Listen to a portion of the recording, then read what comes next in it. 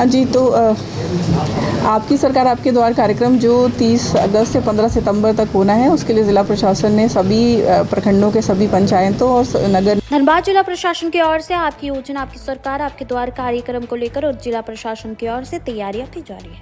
इसे लेकर उपायुक्त माधवी मिश्रा ने अपने कार्यालय कक्ष के सभागार में प्रेस कॉन्फ्रेंस में बताया कि कार्यक्रम 30 अगस्त से 15 सितंबर तक चलेगी, जो जिले के सभी प्रखंड के पंचायतों, नगर निगम के वार्ड और नगर पालिका में होगी।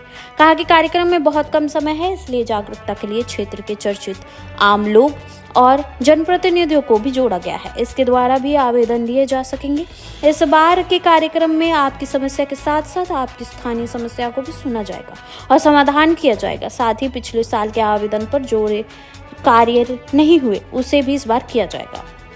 कैंप के लिए अधिकारियों को चयनित किया गया है। साथ ही कहा कि योजना आपकी सरकार आपके द्वारा कार्यक्रम को लेकर एक पोर्टल भी बनाया गया है, जिसके द्वारा भी आवेदन लिया जा सकेगा। साथ ही योजना की जानकारी भी सभी को मिल जाएगी। हाँ जी, तो आपकी सरकार आपके द्वार कार्यक्रम जो 30 अगस्त से 15 सितंबर तक होना है, उसके लिए ज़िला प्रशासन ने सभी प्रखंडों के सभी पंचायतों और नगर निगम धनबाद और चिरकुंडा नगर परिषद के सभी वार्डों में कैंप के लिए पूरी तैयारियां कर ली हैं। हमारी टीम का गठन हो चुका है और सभी कैंप्स के लिए एक वरीय पदाधिकारी भी जिला स्तर पर नामित किए गए हैं। साथ ही हम लोगों ने कंट्रोल रूम का भी गठन किया है, जिसका दायित्व होगा कि सभी कैंपों में जो प्रतिदिन आवेदन आएंगे वो डिजिटाइज़ किए जा रहे हैं और उसको सही तरीके से रिव्यू किया जा रहा है कि नहीं, वो चीज़ को भी इंश्योर करना।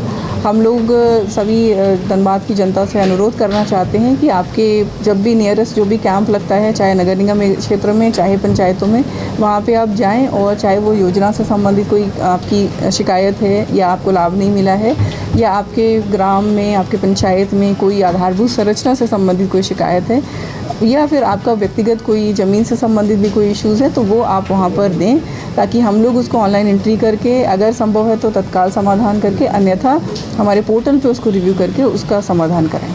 शुरुआत कहाँ से हो रहा है?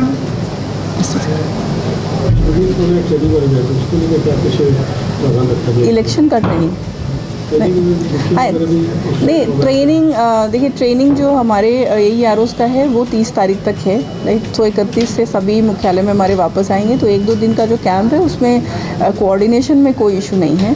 और रही बात विभिन्न स्तर पे, जैसे अगर स्ट्राइक का सूचना है तो उसके लिए हम लोग वैकल्पिक व्यवस्था कर रहे हैं। हमारे पास मैन पावर की कमी नहीं है, वो हम लोग मैनेज कर रहे हैं। कोई मिस कर जाता है, अपने पंचायत में आवेदन नहीं दे पाता है, उसके लिए क्या व्यवस्था है? क्या दूसरे प्रखंड में? नहीं, दूसरे प्रखंड में नहीं, वो बेसिकली अपने प्रखंड विकास पदाधिकारी को जाके आवेदन दे दें और उसको हम लोग सरकार आपके द्वार के पोर्टल पे ही एंट्री करके उसका सुपरविजन करेंगे।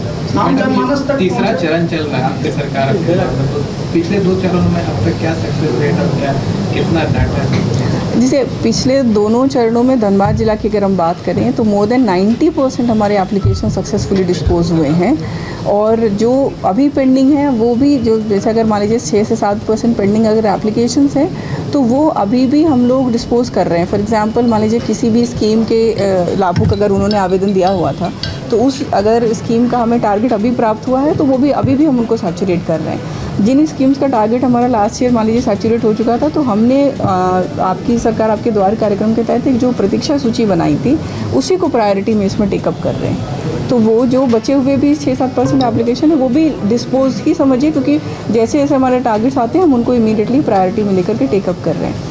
कुछ योजनाओं के आवेदन थे कि जैसे उनके यहाँ पर पक्की रोड की आवश्यकता है, गार्ड वॉल की ज़रूरत है या किसी भी और टाइप का, तो वो सारे स्कीम्स हम लोगों ने, चाहे वो अनटाइड हो या 15वीं वित्त से स्वीकृत ऑलरेडी कर चुके हैं। उनके क्रियान्वयन में हो सकता है अभी वो धरातल पर नहीं उतरे होंगे, बट वो सारी योजनाएं सैंक्शन होकर के उसमें कार्यादेश निर्गत हो चुका है।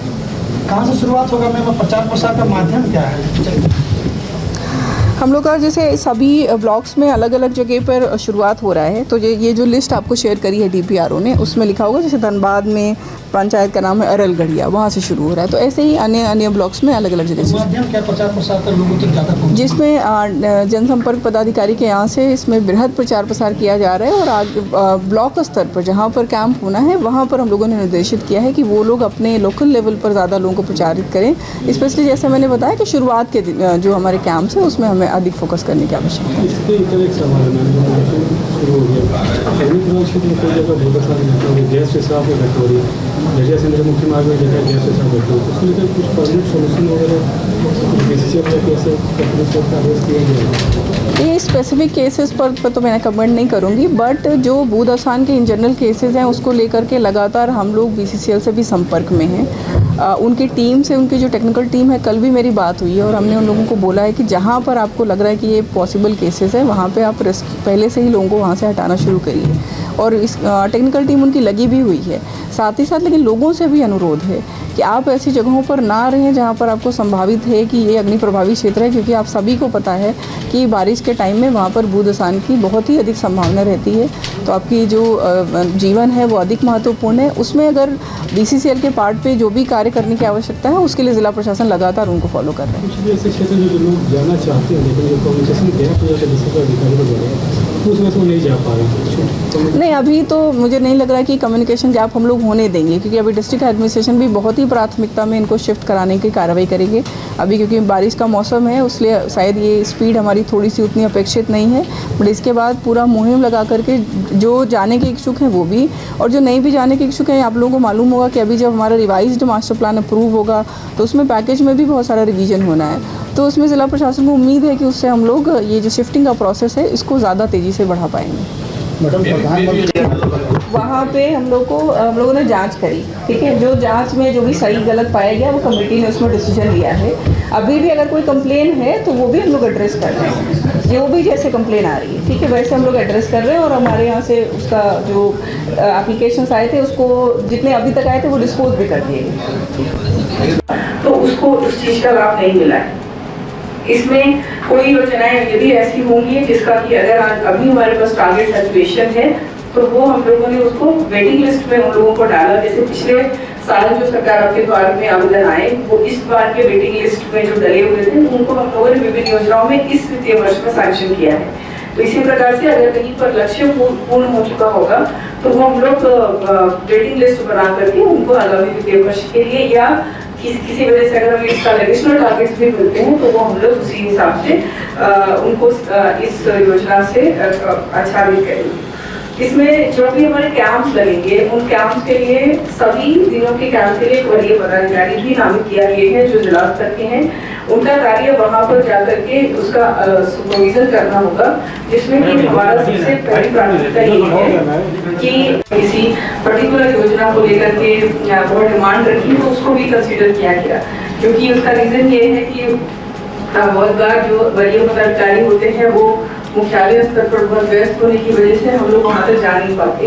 तो बहुत छोटी छोटी जो ऐसी समस्याएं हैं जो किसी गांव या टोला के लिए बहुत मायने रखती हैं, ये भी राज्य सरकार और माननीय मुख्यमंत्री जी का पहले भी निर्देश था, इस बार भी निर्देश है कि वहाँ से उनसे योजनाएं हम लोग अवश्य लें और उन्हीं योजनाओं को आगे हम लोग, चाहे वो 15वीं से के तहत जिला परिषद या नगर निगम में हो या फिर अनामत के तहत जिला स्तर पे हो, उन योजनाओं को हम लोग प्राथमिकता मिले जहाँ पर जरा सा थोड़ा सा भी कार्य करने से एक टोला, एक गाँव या एक पंचायत को उससे फायदा हो सकता है।